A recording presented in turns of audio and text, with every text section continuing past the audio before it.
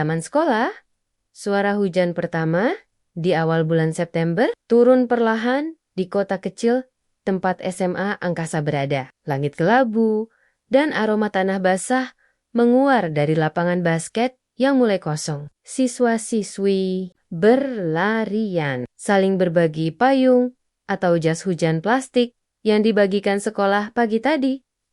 Di taman kecil belakang gedung utama, di bangku kayu yang menghadap ke kolam ikan dan pohon flamboyan, duduk seorang siswa laki-laki bernama Raka. Diam, membuka buku sketsanya yang mulai basah terkena titik-titik hujan kecil. Ia tidak tergesa pulang. Seperti biasa, Raka lebih suka menikmati suara hujan daripada suara kelas yang gaduh. Dia menggambar bunga yang basah terkena gerimis. Tangannya cekatan, meski kadang berhenti hanya untuk menatap langit yang mulai gelap. Lalu datang Nadia seperti petir kecil yang tidak membawa kilat, tapi senyumnya cukup membuat jantung berhenti sesaat. Kamu juga belum pulang? Tanyanya, sambil mengibas rambut yang sedikit basah. Raka hanya mengangguk, buru-buru menutup bukunya.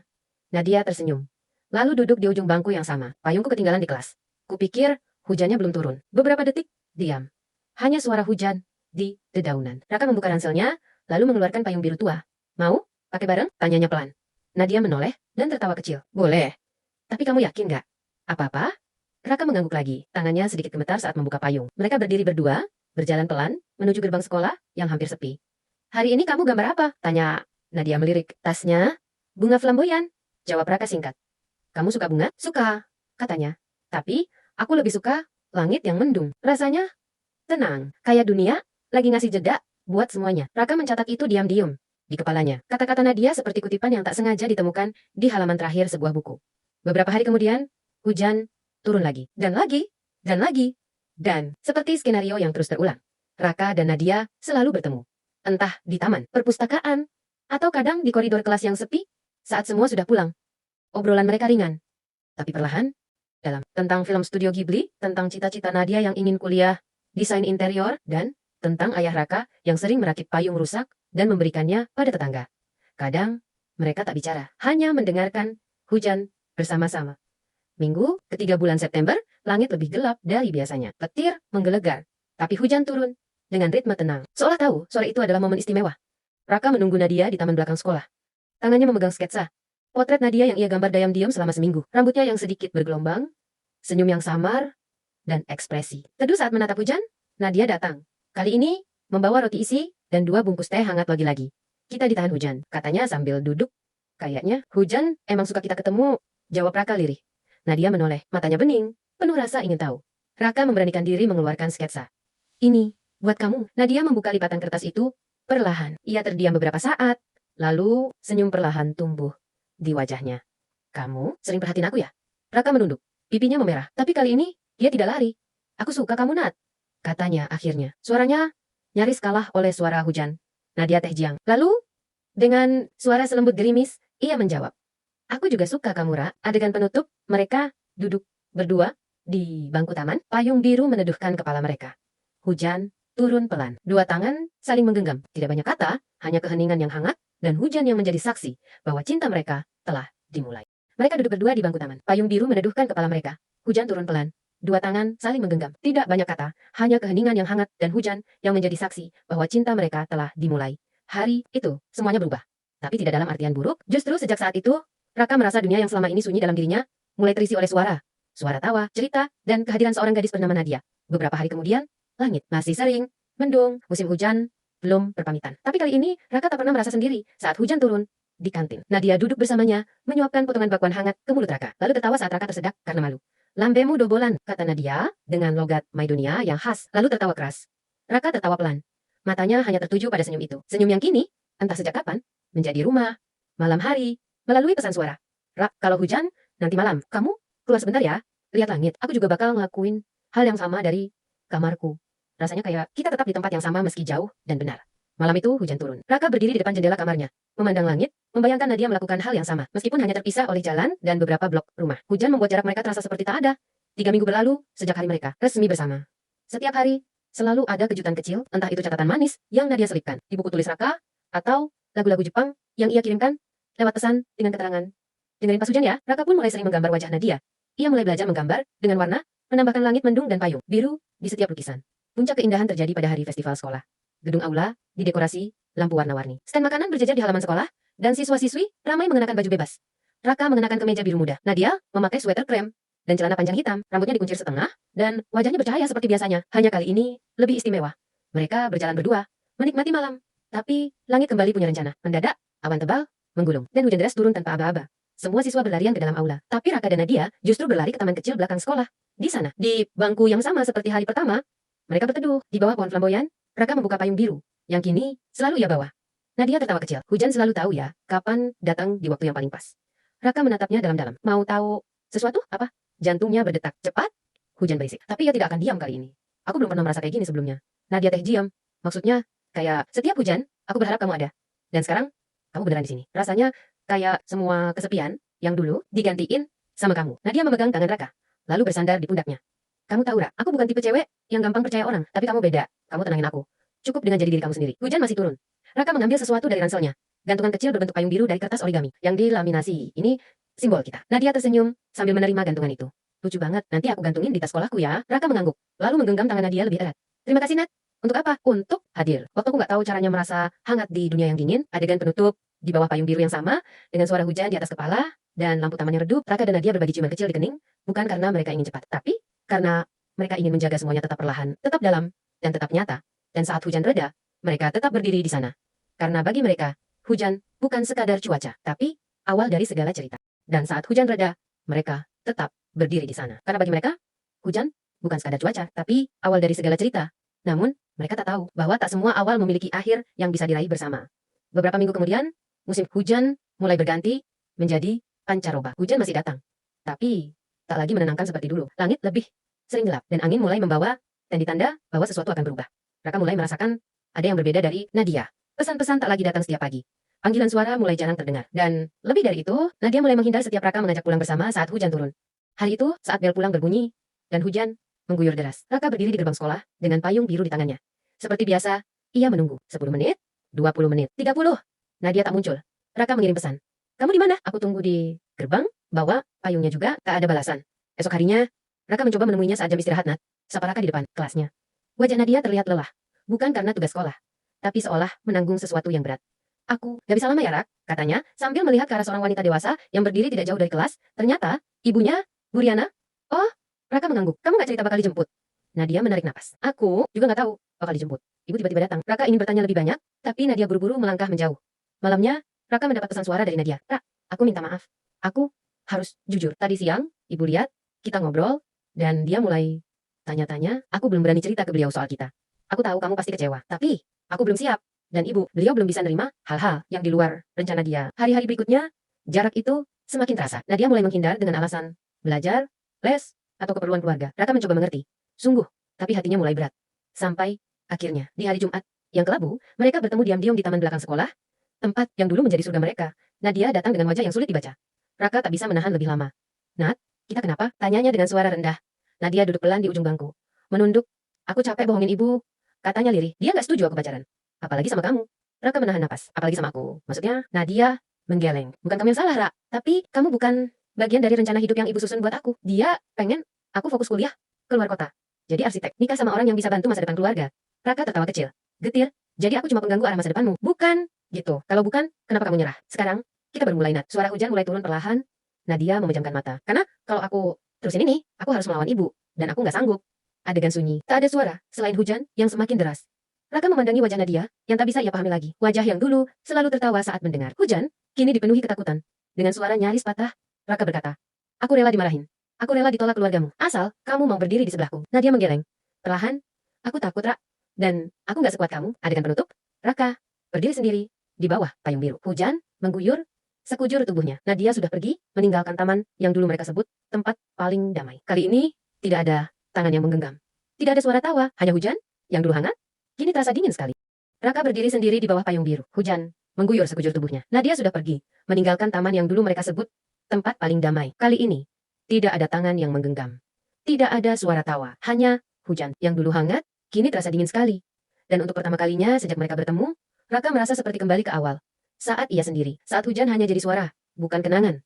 Beberapa hari kemudian, Nadia masih datang ke sekolah, tapi tak lagi menyapa. Ia hanya melewati Raka, seolah tak pernah ada apa-apa di antara mereka. Sekilas tatapan, lalu hilang begitu saja. Di sudut koridor, Raka berdiri menatap punggung yang dulu selalu ia jaga dari hujan. Hari Sabtu sore, Raka memutuskan menulis surat. Ia tahu, pesan tidak cukup, dan bertemu langsung, sepertinya tak akan mudah.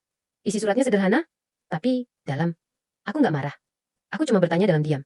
Kenapa kamu nggak melawan, Ned? Kita pernah bilang bahwa hujan adalah awal cerita kita. Tapi kenapa kamu berhenti di tengahnya? Kalau kamu takut, aku bisa jadi payung. Tapi, kalau kamu benar-benar ingin pergi, jangan ajarkan aku cara bertahan sendirian. Surat itu ia selipkan ke dalam buku catatan Nadia yang ia tahu biasa. Tertinggal di rak perpustakaan. Senin siang, hujan turun deras. Raka kembali ke taman belakang. Ia menunggu dan menunggu. Hanya bunyi air menetes dari dedaunan. Tak ada Nadia, tak ada jawaban. Buku catatan itu masih di tempat yang sama. Suratnya tak disentuh. Malam hari, di kamar Raka, ia membuka kembali semua gambar-gambar Nadia yang pernah ia buat. Lembar demi lembar, sketsa demi sketsa, senyuman itu kini terasa seperti lukisan yang tak akan pernah bisa hidup lagi. Tiba-tiba ponselnya berbunyi. Satu pesan masuk dari Nadia. Maaf, aku belum bisa jawab apa-apa. Mungkin aku memang pengecut. Mungkin kamu lebih kuat dari aku. Tapi aku nggak bisa berjanji opo-opo, Ra. Aku hanya nggak mau kamu terluka lebih dari ini. Raka membaca pesan itu berulang kali. Ia tidak tahu apa yang lebih menyakitkan. Kepergian atau seseorang yang tidak cukup ingin tinggal keesokan harinya. Langit terang, tidak hujan, tapi hati Raka terasa lebih mendung dari sebelumnya. Di depan kelas Nadia, ia berdiri. Ingin bicara? Hanya sebentar, Nat, ucapnya. Nadia menoleh. Wajahnya letih. Aku nggak bisa maksa kamu untuk tinggal. Tapi, boleh aku tanya satu hal? Terakhir, Nadia mengangguk. Kalau kamu masih sayang sama aku, kenapa kamu nggak melawan? Mereka walau sedikit aja, Nadia teh jiang. Matanya berkokek-kokoka, tapi tidak satu kata pun keluar dari bibirnya. Dan dari diam itu, Raka tahu, cintanya tak cukup kuat untuk diperjuangkan oleh orang yang ia cintai. Adegan penutup, hujan turun lagi. Malam itu, meski hanya sebentar, Raka duduk sendiri di teras rumahnya. Memandang langit, payung biru itu tergeletak di sebelahnya. Basah seperti kenangan yang tak sempat dikeringkan. Di layar ponselnya, nama Nadia masih ada, tapi jarinya tak bergerak untuk mengetik. Karena kadang yang paling menyakitkan bukan kehilangan seseorang, tapi ketika mereka memilih pergi tanpa mencoba bertahan. Karena kadang yang paling menyakitkan bukan kehilangan seseorang, tapi ketika mereka memilih pergi tanpa mencoba bertahan hari-hari setelahnya. Terasa hampa, Raka masih ke sekolah seperti biasa, tapi ia berjalan lebih lambat, duduk lebih lama di kelas, dan tak lagi mampir ke taman belakang, tempat yang dulu jadi ruang aman mereka. Teman-temannya mulai memperhatikan perubahannya. Tapi tak ada yang bertanya. Mungkin karena mereka tahu beberapa kesedihan terlalu dalam untuk sekadar dijawab dengan aku nggak apa-apa. Suatu sore, langit kembali gelap. Raka berdiri di depan rumah Nadia. Ia memegang payung biru dan sebuah amplop kecil berisi surat terakhir. Bukan untuk memaksa, tapi untuk bicara sebagai Raka, bukan sebagai mantan kekasih. Namun, saat ia mengetuk pagar, yang keluar bukan Nadia. Seorang wanita anggun, berusia sekitar 40, membuka pintu pagar dengan ekspresi heran. Ibunya Nadia. Kamu, Raka ya? Lah, Kak, mengangguk, sopan, maaf bu, saya cuma ingin titip ini ke Nadia. Nggak lama, ibunya melihat amplop di tangan Raka, lalu matanya menatap dalam-dalam.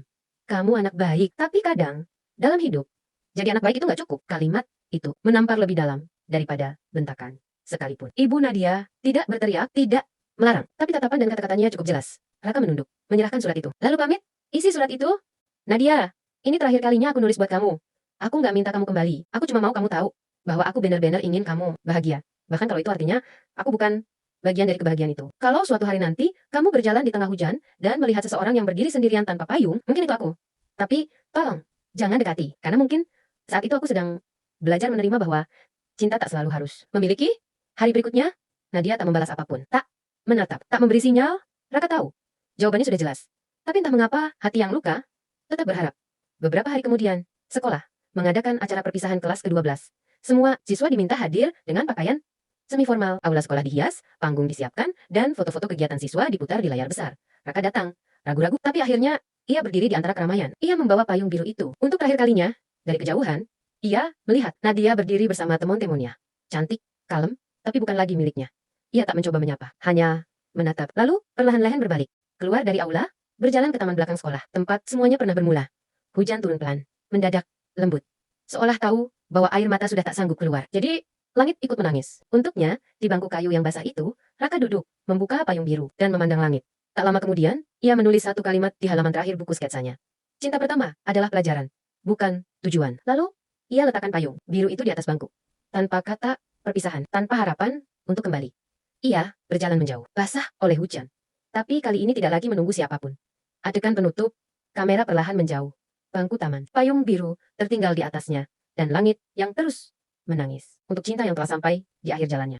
Bangku taman, payung biru tertinggal di atasnya, dan langit yang terus menangis untuk cinta yang telah sampai di akhir jalannya beberapa hari setelah acara perpisahan waktu berjalan. Tapi rasa di dada Raka tetap di tempat. Ia tidak lagi mencari Nadia di lorong sekolah. Tidak menunggu pesan, tidak menatap layar ponsel, berharap ada satu notifikasi. Semuanya. Perlahan ia biarkan mengendap menjadi diam. Raka mulai merapikan kamarnya. Tumpukan buku sketsa disimpan di laci terdalam. Origami payung biru, pemberiannya yang dulu digantung Nadia, kini ia temukan terlipat di dalam kotak kecil. Kertasnya lusuh, sudutnya mulai sobek. Ia tak tahu kenapa Nadia mengembalikan itu diam-diam lewat seorang teman. Tanpa kata, tanpa pesan. Mungkin itu jawabannya. Atau mungkin hanya bentuk paling sunyi dari sebuah perpisahan. Hari Minggu sore, Raka duduk di ruang tamu bersama ibunya yang sedang membuatkan teh. Hujan turun lembut di luar jendela. Ia menatap keluar, termenung. Ibu tahu, kamu lagi nahan banyak hal, ujar ibunya sambil meletakkan cangkir. Tapi, nggak semua hal yang kita perjuangkan akan kembali jadi milik kita. Raka diam. Kamu nggak gagal, nak. Kamu cuma belajar. Kadang, mencintai seseorang juga berarti tahu kapan harus berhenti sebelum kamu kehilangan dirimu sendiri. Kata-kata itu sederhana, tapi masuk ke dalam ruang-ruang kosong di dada Raka, yang selama ini cuma bisa terisi oleh kenangan. Malam harinya, ia menyalakan laptop, membuka folder tempat ia menyimpan semua gambar Nadia. Ia menatap satu persatu, lalu menutupnya. Bukan karena benci, tapi karena ia tahu saatnya mengizinkan kenangan berhenti berjalan bersamanya. Seminggu kemudian, Raka kembali ke sekolah untuk pengambilan berkas kelulusan. Semua terasa asing sekarang. Lorong, taman, bahkan kelasnya sendiri. Saat ia berjalan menuju gerbang, ia melihat bangku taman di belakang. Payung biru itu sudah tak ada. Entah siapa yang mengambilnya. Tapi anehnya, Raka tidak merasa kehilangan. Karena yang tersisa bukan lagi benda. Yang tersisa hanyalah perasaan. Dan keberanian untuk akhirnya berkata, sudah cukup. Saat keluar gerbang, ia melihat Nadia dari kejauhan. Berdiri di depan mobil hitam. Bersama ibunya. Rambutnya tergerai. Wajahnya menua beberapa bulan sejak terakhir kali bicara. Mereka saling menatap. Tak ada senyum, tak ada lambaian. Tapi entah bagaimana, itu cukup. Karena kali ini Raka tak ingin berlari mendekat. Tak ingin bertanya, tak ingin memohon. Hanya ingin melepaskan dengan diam yang utuh. Sore itu, hujan turun. Pelan, Raka berjalan sendirian di trotoar. Tanpa payung, tanpa rencana, tanpa tujuan. Tapi tidak ada penyesalan. Karena ia tahu, langkah ini adalah langkah pertama tanpa seseorang yang pernah ia tunggu di bawah hujan. Adegan penutup, Raka berdiri di tepi jalan. Di seberangnya, sepasang anak muda berlarian berteduh, saling tertawa. Di bawah satu payung, ia tersenyum kecil, bukan iri, tapi karena ia tahu, setiap cinta punya waktunya sendiri. Dan waktu itu, bagi Raka dan Nadia, udah selesai. Setiap cinta punya waktunya sendiri. Dan waktu itu, bagi Raka dan Nadia, sudah selesai. Beberapa tahun kemudian, musim hujan kembali datang ke kota kecil, tempat semuanya pernah dimulai. Raka kini tinggal di kota berbeda. Ia telah lulus kuliah, bekerja sebagai ilustrator lepas untuk penerbit buku dan komik digital. Namanya mulai dikenal di beberapa komunitas seniman muda. Tapi ia tetap sama, pendiam, sederhana, dan diam-diam masih menyukai suara hujan. Hari itu, ia kembali ke kota. Lamanya, bukan untuk mencari siapa-siapa, tapi karena ada pameran seni kecil di SMA Angkasa, sekolah tempat semua kenangan itu lahir. Ia diundang sebagai alumni yang karyanya berhasil menembus nasional saat melangkah melewati gerbang sekolah itu. Aroma hujan dan tanah basah menyambutnya. Aroma yang selalu membawa pulang rasa. Bahkan jika tubuh telah lama pergi, setelah memberikan sesi kecil tentang dunia ilustrasi, Raka menyempatkan diri berjalan ke taman belakang sekolah. Bangku kayu itu masih ada. Pohon flamboyan tumbuh lebih tinggi. Tanahnya sedikit becek. Tapi tempat itu seperti tak pernah berubah. Hanya ia yang kini berbeda. Ia duduk di bangku itu, membuka buku sketsa baru yang selalu ia bawa ke mana-mana. Di halaman pertama, ada gambar seorang gadis dengan senyum lembut, berdiri di bawah payung biru. Gambar itu telah ia lukis berulang kali. Setiap kali rindu yang tak tahu harus kemana itu datang. Setiap kali ia hujan-hujan sendiri, mengingat seseorang yang pernah berjalan bersamanya, ponselnya bergetar. Satu pesan dari nomor tak dikenal. Raka, aku nggak tahu ini masih nomor kamu atau bukan, tapi aku cuma ingin bilang, aku lihat kamu tadi di sekolah dan senang tahu kamu baik-baik saja. Nadia. Raka membaca pesan itu berkali-kali. Lama, diam. Ia tidak membalas, bukan karena marah, tapi karena beberapa pesan memang tidak butuh jawaban. Cukup untuk dikenang sebagai bukti bahwa di suatu titik, dua orang pernah saling peduli. Sore itu, hujan turun, Raka berdiri di pinggir jalan, menatap langit yang kelabu. Ia tidak membuka payung. Ia membiarkan tetesan air menyentuh wajahnya. Seperti dulu, saat pertama kali ia tahu bagaimana rasanya jatuh cinta. Tapi kali ini berbeda. Tidak ada yang datang membawa roti, isi, dan teh hangat. Tidak ada yang duduk di sebelahnya sambil tertawa. Yang ada hanya ia dan kenangan. Monolog penutup Raka, ada hal-hal yang tidak bisa kita miliki. Meskipun kita telah mencintainya dengan seluruh yang kita punya. Tapi itu bukan akhir. Itu hanya cara lain. Dunia mengajarkan bahwa mencintai kadang hanya berarti mengenang. Dan bagiku, Kenangan itu akan selalu ada di bawah hujan. Adegan terakhir, Raka berjalan perlahan di trotoar. Dikelilingi rintik hujan, ia melangkah tanpa tergesa. Sesekali tersenyum kecil, melihat langit yang kelabu. Di tangannya, buku sketsa terbuka, basah, tapi tetap utuh. Lalu layar perlahan memudar. Hujan terus turun. Tapi kali ini bukan tentang kehilangan, melainkan tentang seseorang yang akhirnya tahu bagaimana caranya melepaskan dan tetap mengenang dengan damai.